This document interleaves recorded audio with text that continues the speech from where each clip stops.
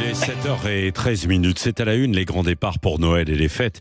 Hier, il y a eu une grève surprise des salariés du tunnel sous la Manche qui réclamaient un triplement de leurs primes. Un accord a été trouvé. Ça reprend ce matin. Nous sommes avec Michel Kidor, qui est le vice-président de la FNOT, c'est la Fédération des usagers, président aussi d'ailleurs de la Fédération européenne des voyageurs. Rebonjour à vous.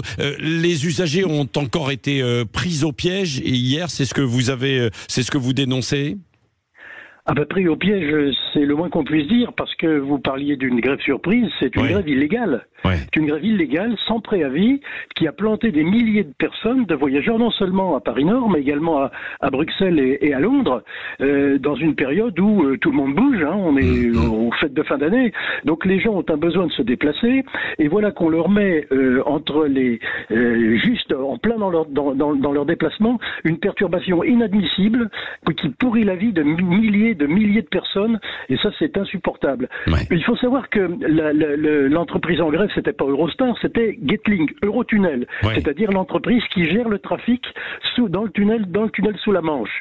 Et c'est que le tunnel sous la Manche, il voit passer près de 30% des échanges économiques entre l'Union européenne et le Royaume-Uni. 30% de l'économie européenne fonctionne vers et de l'Angleterre, de la Grande-Bretagne, passe par ce tunnel-là. Donc on a torpillé, on a paralysé une infrastructure qui est indispensable à la vie de millions de gens, et pas seulement des voyageurs, parce que Eurotunnel gère aussi le trafic des trains de fret, et Dieu sait s'il y en a sous la Manche. Donc on a paralysé absolument dans quelques minutes l'activité économique qui a du mal à se remettre en place maintenant. Que demandez-vous pour éviter ce genre de situation, Michel Kidor ?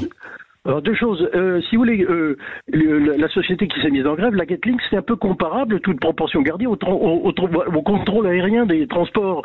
C'est une société, ou c'est une entreprise qui gère le trafic de toutes les entreprises. Une entreprise comme cela a une mission importante, et de même que les contrôleurs aériens ont une activité, ont un pouvoir de grève limité, compte tenu de leurs obligations, il faudrait aboutir une réglementation similaire pour tous les gestionnaires d'infrastructures, Eurotunnel, mais également SNCF Réseau. Ce sont des gens qui conditionnent le trafic de tout le monde, pas seulement de la SNCF, mais d'autres entreprises. Et ça, il faut absolument réguler cette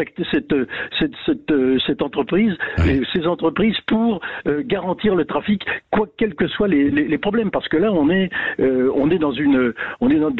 était dans une situation insupportable. J'ajoute qu'il faudra aussi un peu plus développer le dialogue social, parce que je note que la grève a été déclenchée parce que les employés de Getlink demandaient un triplement de leurs primes, qui leur avait été refusé, et en quelques heures, elle leur a été accordée. Donc si aussi les syndicats et entreprises accordaient un peu leur violon, on éviterait de mettre des gens sur le carreau et de les angoisser, de les handicaper pendant de longues heures.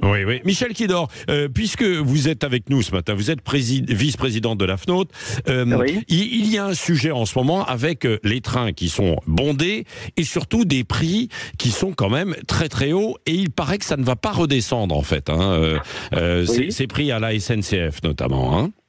Oui, absolument. Les prix sont chers pour deux raisons. Un, il n'y a pas assez de trains, notamment de TGV. Je rappelle qu'entre 2012 et 2022, la SNCF a envoyé au rebut, à la ferraille, une centaine de rames de TGV. Il manque 100 rames de TGV par rapport à il y a 10 ans. Donc ça veut dire qu'il y a moins de place, et loi de l'offre et de la demande le commande, moins il y a de place, plus les places sont chères. Et le prix des places augmente d'autant plus que, comme vous le savez, plus vous réservez votre billet tard, ou plus le train est plein, plus les prix augmentent. Ça s'appelle le yield management dans le jargon. Et donc, c'est effectivement cette combinaison de manque de place et de prix qui augmente au fur et à mesure qu'on se rapproche du départ, font qu'il y a une dérive des prix payés par le voyageur, qui ne va pas s'arranger, parce qu'on sait que d'ores et déjà, l'ensemble des TGV inouïs va augmenter, les prix des billets vont augmenter. En dehors des périodes de grand départ, ça va continuer d'augmenter les prix à la SNCF, c'est ce que vous dites, Michel Kidor. Oui, absolument. Ben oui, non, mais la SNCF, même on l'avait prévu et la SNCF va l'annoncer. On sait que le prix du billet TGV va augmenter en 2024 parce que d'un côté, on demande à la SNCF de faire des économies sur certains trains, avec le ministère des Transports à geler les tarifs des Intercités et des Ouigo. Donc évidemment, l'argent que la SNCF ne touche pas d'un côté, il va bien falloir qu'elle le récupère de l'autre. Donc c'est mathématique.